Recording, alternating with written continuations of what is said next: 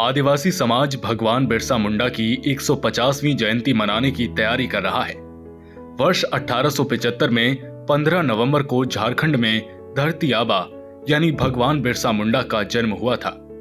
जनजाति अस्मिता, स्वायत्तता और संस्कृति तथा वैष्णव धर्म की रक्षा के लिए बलिदान होने वाले भगवान बिरसा मुंडा के संघर्ष की सत्यता से जनजाति समाज को अवगत कराने का यह सही अवसर है।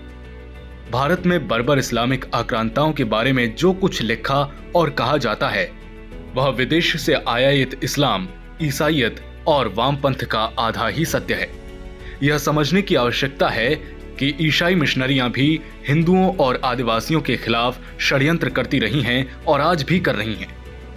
कुछ समय पहले मिजोरम के मुख्यमंत्री के अमेरिका में दिए गए बयान से ऐसा प्रतीत होता है कि ईसाई मिशनरियां भी देश का विभाजन करना चाहती हैं।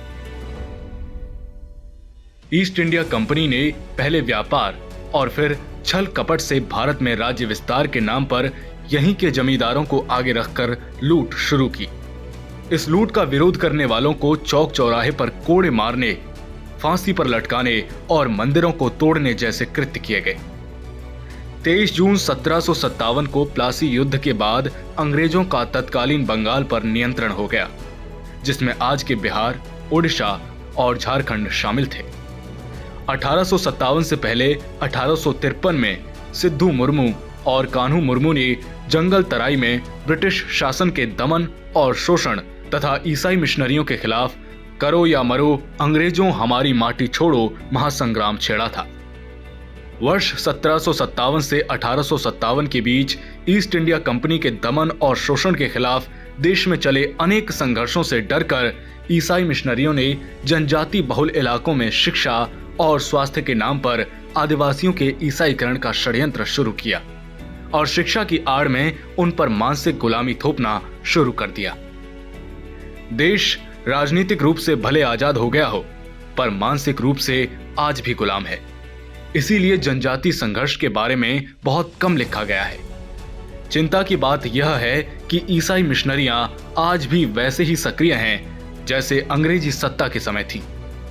जिस जनजाति समाज ने अंग्रेजी राज के शोषण और दमन के खिलाफ संघर्ष किया, आज वही ईसाई मिशनरियों के चंगुल में है। जनजाति समाज को जंगल और जमीन के अधिकार से बेदखल करने वाले अंग्रेज थे, पर इसका कोई जिक्र नहीं करता। वर्तमान में झारखंड दोहरे संकट से दो चार है।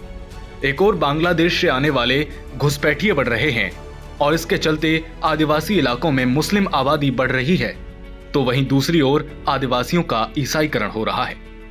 झारखंड में भगवान बिरसा मुंडा की संतानों यानी मुंडा की आबादी 12,29,221 है, जिसमें से 32.82% ईसाई हो गए हैं। तिलका मांझी की संतानों यानी संताल की आबादी 27,54,723 है, जिसमें से 8.57% ईसाई हो गई है तथा 26.16% उरांव भी ईसाई हो गए हैं। अंग्रेजों के खिलाफ संघर्ष करने वाले हो और चेरो भी ईसाई बन रहे हैं। इसी प्रकार झारखंड का सिमडेगा ईसाई बहुल हो गया है। यह साफ दिख रहा है कि पूर्वोत्तर राज्यों की ही तरह ईसाई मिशनरियां झारखंड में भी चुनावों को प्रभावित करने की स्थिति में पहुंच गई हैं। आज समय की मांग है कि ईसाई मिशनरियों के खिलाफ जनजाति समाज के संघर्ष के इतिहास को नए सिरे से संकलित किया जाए और उसका प्रचार प्रसार हो। इसके साथ साथ जनजातियों की मातृभाषा, कला, गीत, नृत्य, संगीत, हस्तकला का संरक्षण और संवर्धन किया जाए। इसी के साथ ईसाई मिशनरियों के छल छद्म से मतांतरण अभियान पर रोक लगानी होगी। इससे ही ईसाई मिशनरियों के षड्यंत्र से झारखंड बच सकेगा।